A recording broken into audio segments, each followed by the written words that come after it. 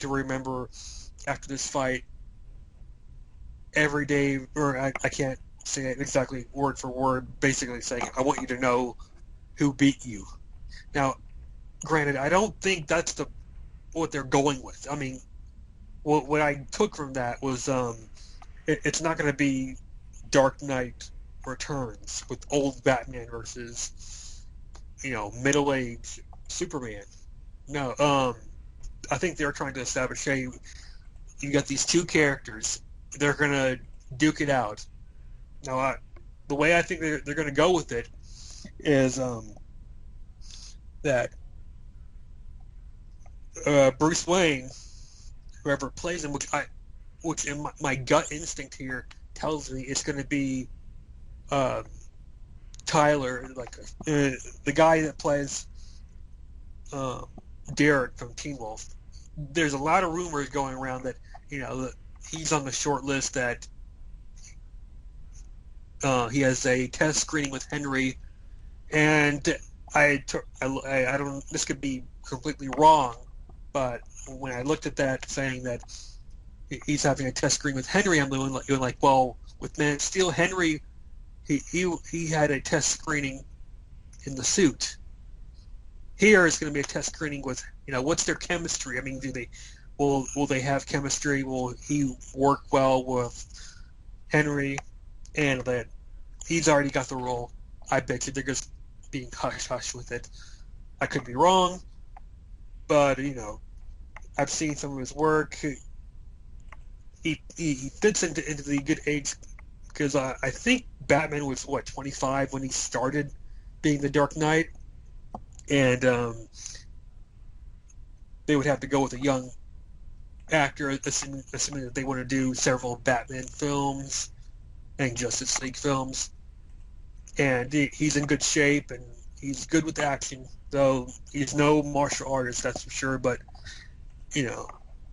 I doubt that Christian Bale was a martial artist, and he did fine as a role. I think that it's basically going to be Bruce Wayne looking at the aftermath of what happened to Man of Steel, all this destruction that happened in Metropolis, and he's going,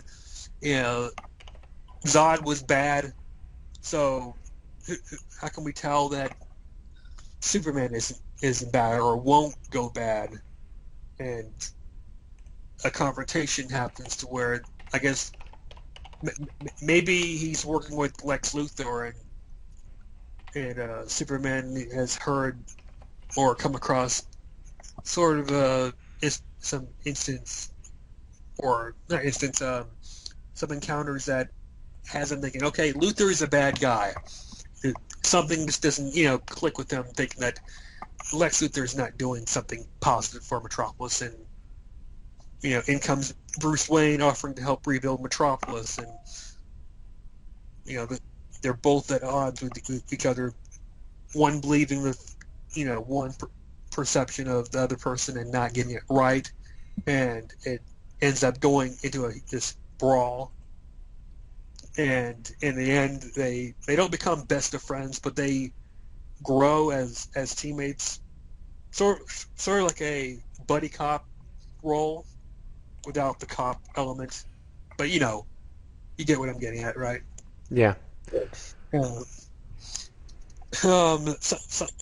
some people are thinking that they might go with the older actor. I mean, even if Tyler does not get the role, which I won't bitch and moan if he doesn't. All I ask is that they get the right actor, whether it be someone in their early 30s or mid 20s. Who cares? I mean, they got to look the part, they got to act the part. I mean, you got to have Bruce Wayne be the detective and the kind of character that thinks 10 steps ahead of the person he's facing off. Do that, have a good script or story that Man of Steel had, and it'll outdo Man of Steel. And continue. Some people think that there wasn't any kryptonite in Man of Steel, though I think they did show it. It was only for a brief glimpse when Zod and Ursula and their minions that they're when they're sent to the Phantom Zone and Krypton explodes. It's hard to see, but I'm pretty sure you can see a green glow. But I'm sure that they'll, whether or not it is shown in Man of Steel, when they revisit the events or do like a reference to the first film, and they can certainly do this when either whether Superman's telling his life story encounter from the first film to Batman, or if Batman's in the Batcave and he's looking up info on Superman. I'm pretty certain that they could pull up. Well, no, they couldn't do that. Not with not in actual in retelling what happened on Krypton, but say that Kryptonite was found on Earth. They could do that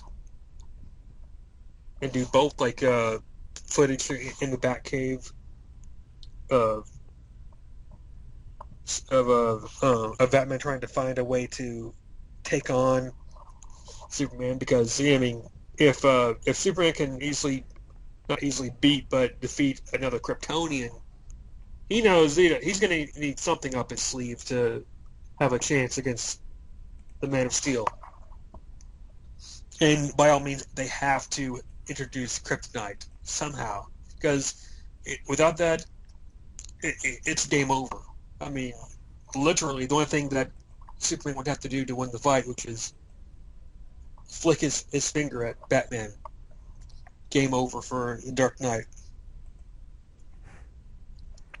So I'm hoping, besides that, and establishing the two characters as becoming teammates and starting on the pathway toward being friends, because I mean, even though they disagree on the whole method of taking down crime, Superman's all passionate, and he's like, I want to give this person a chance to, redeem themselves and try to change.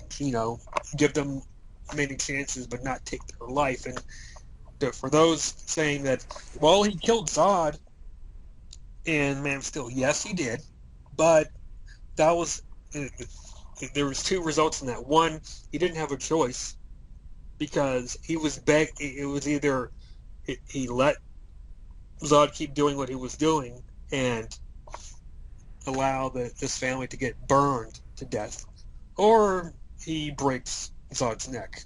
And before even breaking his neck, he was telling him that, don't do this. He begs him to stop, and immediately after he killed Zod, he screamed out in agony, because, I mean, he was troubled by the fact that he took not only someone's life, but someone from his heritage, his race. And this told him now he's basically the last person from Krypton alive. So he has no one left to really connect with. So that's something that he can reflect on. And that could also be another thing that Batman used to not trust, and go after Superman, because he killed another Kryptonian, so he might become mad with power someday, and I can rule over the Earth, and have the wrong perception of Superman, or maybe Lex Luthor could basically fuel that and say, look at all this destruction that this alien caused. Who's to say he won't cause it with other cities? But overall, I hope that they do, and I have no lack of faith there. I believe that they'll do a good job, because it's Zack Snyder. He did a good job with Man of Steel. Christopher Nolan's going to be producing it, so just produce a good story, cast the right person as Batman, and it'll be a hit. What are your thoughts?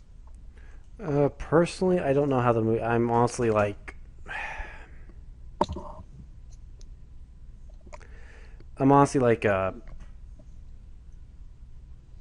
I just feel like it's like you're putting in a new. You're gonna put a new Batman. We don't know anything really. He's not established yet. This Batman is not established. We don't know really anything about him.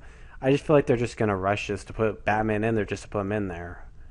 I would if there was this was maybe the final part of a Batman of a maybe it's like this Man of Steel had done 3 movies already and they done already established a new Batman. I could see that, but really, I don't know. I think this could be a rush job more than anything else. Well, I mean, that can be certainly be viewed as being rushed because, I mean, oh, do we really need another origin film? I mean, technically, their original idea for retconning the Batman universe is not do a retelling of Batman. His Bruce Wayne's parents died, and now he's become this brooding character that sees corruption in Gotham and wants to clean up the streets and dresses up as a bat. I mean, people already know that. I mean, they saw that from Christopher Nolan's trilogy and from the Tim Burton film and throughout history. I mean, you don't really need an origin film to really know who Batman is. I mean, he's like Superman in pop culture. You know what the character is, and um, in in um, in the issue of those who don't know the character, that well, there might be some people who are seeing this for the first time and they don't know jack squat about who Batman is. Well, they could drop in a background history with Bruce Wayne, or have Superman find out from Batman himself why he's doing what he's doing, and that right there, I mean, right off the bat, saying my parents were killed by a robber, a thief, a thug, for no good reason. Gotham is corrupt. Give a quick background on Gotham, and there you've got that element there. Hmm. Then there's the issue of villains. I mean, what villains should be there? I mean, Lex Luthor, that could possibly be a villain because they threw it in there left and right. I mean, you got the truck, the tank truck. Not tank truck, but I guess you could say it's a fueling tank. The corporation of LexCorp near the end, when Clark was walking up the dirt road to the farm, you can see I guess a regular business truck that said LexCorp on there. I think the building showed up in the film. They're pretty much promoting it without showing Lex Luthor. I feel they're going to have Lex Luthor in there. Don't have the Joker in there, strictly because people are going to whine and bitch and say, well, it's too soon. I agree. I mean, it hasn't been that long since The Dark Knight was released, and he did such a great job with the character. It would be judging the character because then you got this different Joker in there, and people are going to be saying, "Oh, that's not how Heath Ledger played the character." And you got this part he's doing wrong, or that mannerism is not how the character is. I mean, they're just going to be, this actor playing the Joker right next to Heath Ledger's legacy character. He did so well in comparison, and they're going to say Heath Ledger is better. So, wait a good 5-10 years, at least, with that character. Bring in other villains from Batman's side that we haven't even seen. Maybe, what was his name? Calendar Man? Is that his name? Some villain from Batman's rogue gallery that has to do with